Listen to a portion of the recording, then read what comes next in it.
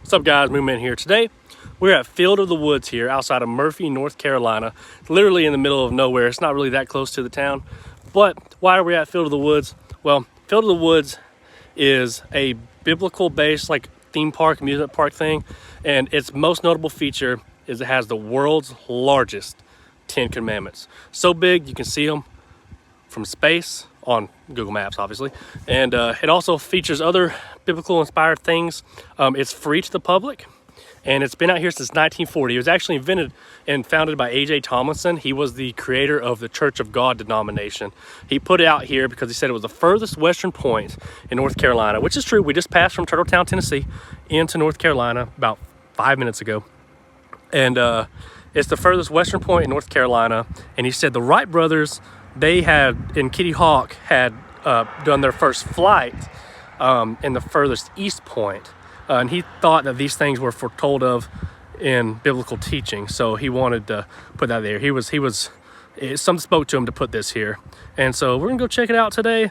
Like I said, it's free to the public. They recently had a fire, and they have, so some of their things might not be open when you guys come because a lot of their equipment they used to maintain it was lost in this fire.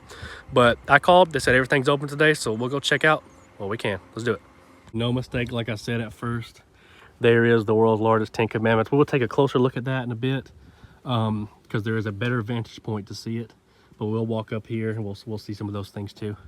So stay tuned for that. This is and by the Church of God, so this is a baptismal pool, but at the time of filming this, it is December, so it is not currently open. But you can get baptized here by appointment. Right next to the baptism pool, they have little monuments with biblical scriptures on there talking about baptism. And they have one of those flags up here. And just turned around to look at that again. This is not the better vantage point I was talking about, but as we walk up Prayer Mountain, which is kind of behind us here, you'll be able to see those all nice and clear. And here is a donation box. Like I previously said, it is free to the public, but they do accept donations. So do it. You gotta remember to do your part.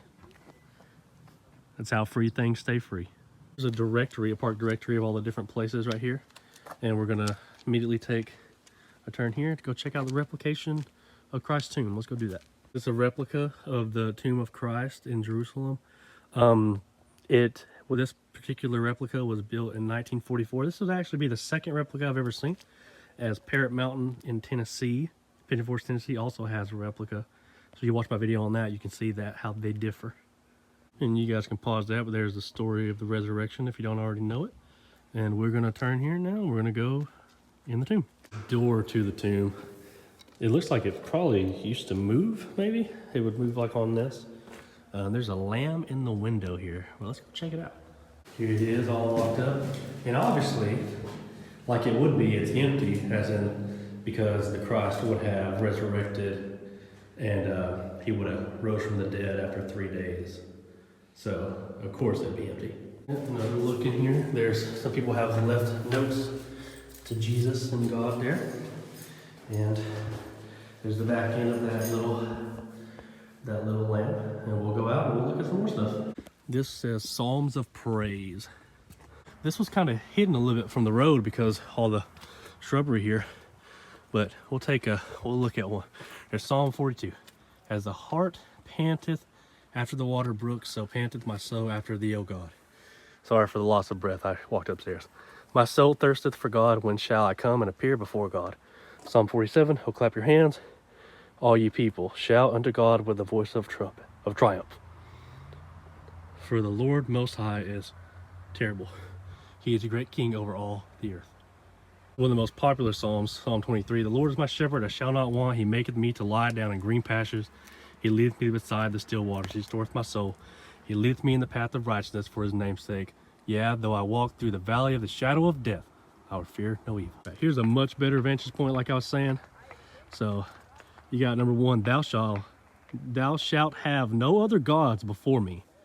Thou shalt not make unto thee any graven image. Thou shalt not take the name of the Lord thy God in vain. Remember the Sabbath day to keep it holy. Honor thy father and thy mother. It says those are major prophets there. Minor prophets go, thou shalt not kill. Thou shalt not commit adultery. Thou shalt not steal. Thou shalt not bear false witness against thy neighbor. And thou shalt not covet. And there's a giant Bible up there. And you get closer to that soon. This guy's traversing those stairs. He's a much braver soul than me. If you're watching this video, young sir, I salute you. Tracking a little bit to go see this. So the Church of God, like I said, they're the ones that had it. It's got Jesus Christ, Peter, James, John, prophets, Matthias, and are built upon the foundation of the apostles and prophets, Jesus Christ himself being the chief cornerstone. It's Ephesians 2:20. So explanation, the purpose of this monument is twofold: to mark and memorialize the place where the work of restoring God's church was revived and perpetuated in the late 19th century and early 20th centuries by the forefathers of the Church of God. The Restoration movement helped to fulfill the prophet Isaiah's prophecy, which is, "Arise, shine, for thy light is to come, and the glory of the Lord is risen upon thee." Christ continues to build his church. To explain, and the second reason, to explain and illustrate the rock on which God's church is built, namely the historical self-revelation of God through the patriarch and prophets, culminating in Christ through the incarnation, the most perfect revelation of God in flesh, and preserved for us through the apostles and the infallible record of his word, the Bible. It's pretty cool. And it's directly across from those gigantic commandments. It says on this spot, in the late 19th century, stood the cabin home of W.F. Bryant Jr. Bryant's family were members of a nearby Baptist church and became instrumental in the Holiness Pentecostal revival that swept the beginning of 1896. Members of the local church in the area that accepted holiness teachings were greatly persecuted and forced to congregate among themselves. It was among this small group of holiness people in the little cottage home of Bryant that Elder Richard G. Sperling, on May 15, 1902, constituted the covenant about 20 persons to be the Holiness Church at Camp Creek. This perpetuated the work begun earlier by Sperling and his father on August 19, 1886, about 15 miles from here in Monroe County. Huh. And this is part 2. It says on June 13, 1903, a dynamic leader named A.J. Thomason joined with the little flock. Thomason had been a Quaker, had experienced holiness in his life. Nash united with the church by covenant, was ordained by Sperling and Bryant and chosen by the congregation to be their pastor. 4 others joined the church with Thomason on the same day. With these new members, the work revived and took upon it a new impetus. Under Thomason's leadership, the church grew in the next 20 years to more than 20,000 members, congregating in several states and countries around the world. All right, and there sits Prayer Mountain. All the little monuments were dedicated by a different state with a different branch of the Church of God in this state. And there's no road to get to the top of this one. You have to walk. So let's do it.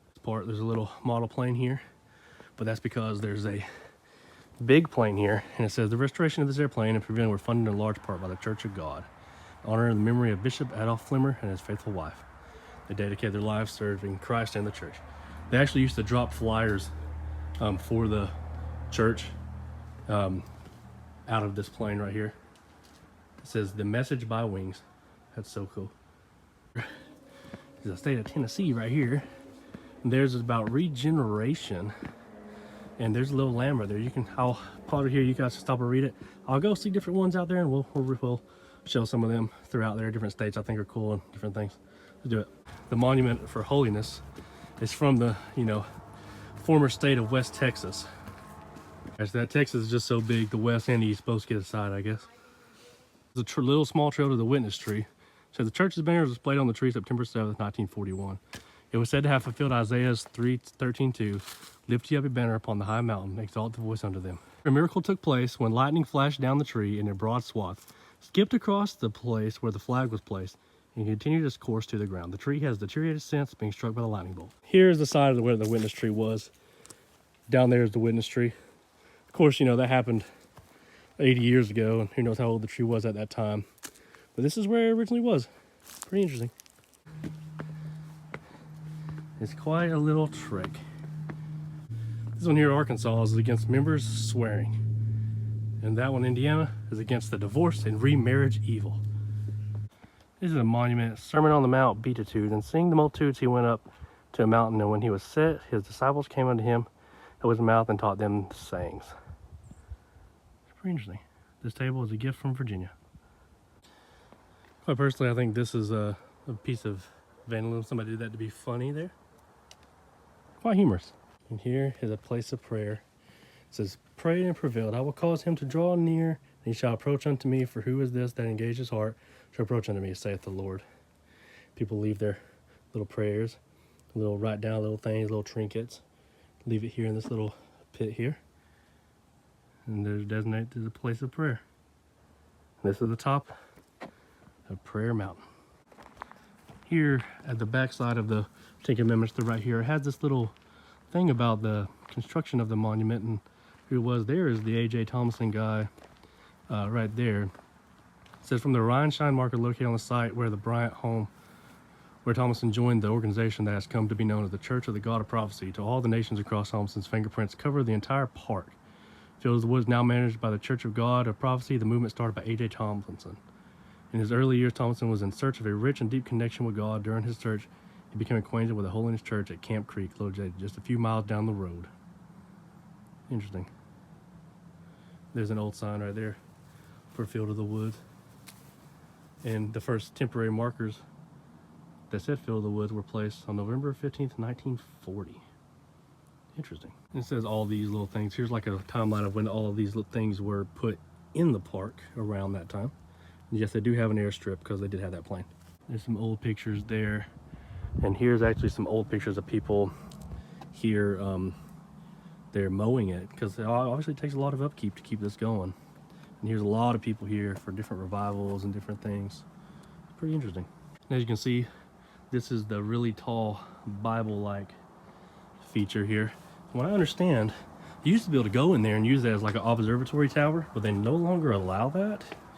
But I'm sure they still do something with it. And here is that massive staircase down there. And as you can see over there, it says Jesus died for our sins. That is over there close to the gift shop part. You actually can't really see that good from the ground. It was designed to be seen from up here. There's a Golgotha monument. We'll go to that before we leave. You see those people are very small, and there's a guy sitting down out there. So if you can spot them, people are like ants from up here. Looking straight up from that is that really big Bible. That is a really cool frame right there. Some of the letters, like it's not perfect hill, so some of the letters are actually raised, if you can see. But yeah, just imagine we saw those pictures of people out here mowing it. Like especially these sides, that'd be a little task. And up here on top of this hill, the All Nations Cross. This is a gift of the state of Georgia. This is my original home state here. And basically it's got a bunch of different flags of a bunch of different countries. And it's in the shape of a cross. If you were to fly over it or had a drone or something, which I do not have, you'd be able to see it in the shape of the cross. But otherwise, let's still go take it, look at it. You actually can kind of see the cross layout here and the concrete that it's in. But there's Chile, there's España, there's like Trinidad, there's Barbados out there, Israel, there's India, Ghana. Quite a few flags out here flying today. At least we got a windy day. It'd be kind of less cool if it was not, if no wind was shining through. This is the Golgotha monument. It was donated by funds from the church or the country of England. And it's supposed to look like a skull, like a place. I think it means like place of the skull or something like that. And it's supposed to be where Christ was crucified. You can see the eyes. There's kind of like a little nose feature there. Kind of does look like a little face. There's 3 crosses up top. We'll go read the monument and see. Here by the Golgotha, it almost looks like there's like a face in it. It's kind of weird. I'm not gonna make any speculations, but somebody will. From this angle, you can see the crosses a lot better. And here's those Jesus died for our sins things. I said it's not the easiest to see. It's designed to be seen more from the top. All right. In addition to all the donation stops, there is the gift shop. We'll go check a little bit of that out. They do have Field of the Woods merchandise. It does say I climbed the 10 Commandments over there. And look at these picture frames. It's cool. I cannot purchase this shirt because I did not climb the mountain. I did drive up it, but I will come back and I will climb it and I will purchase this shirt. Hold me to it.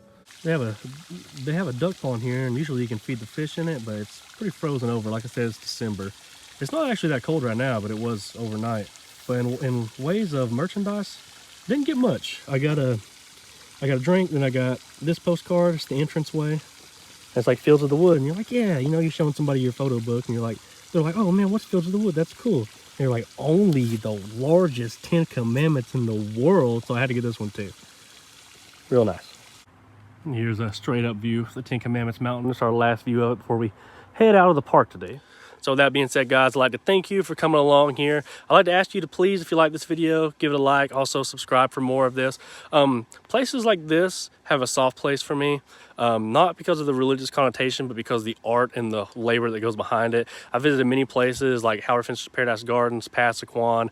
I've been to Junior Banks Fortress of Faith, all kinds of things that are in this general tri-state like area. And I think this is a place that whether you're religious or secular or of a different religion, you can appreciate the work and the effort that it took to put this all here. And that's why places like this are so important, like donations are so important to places like this. And just to come out and see it for yourself, because places like this, you just don't see it every day. And obviously you will never, this is the only place to see the world's largest 10 Commandments, a Guinness record. So I do urge you to come out here. It is a lot of fun. And like I said, it is free to the public. And yeah, like, subscribe, share. Moo Man, he's out, and you loved it. Bye.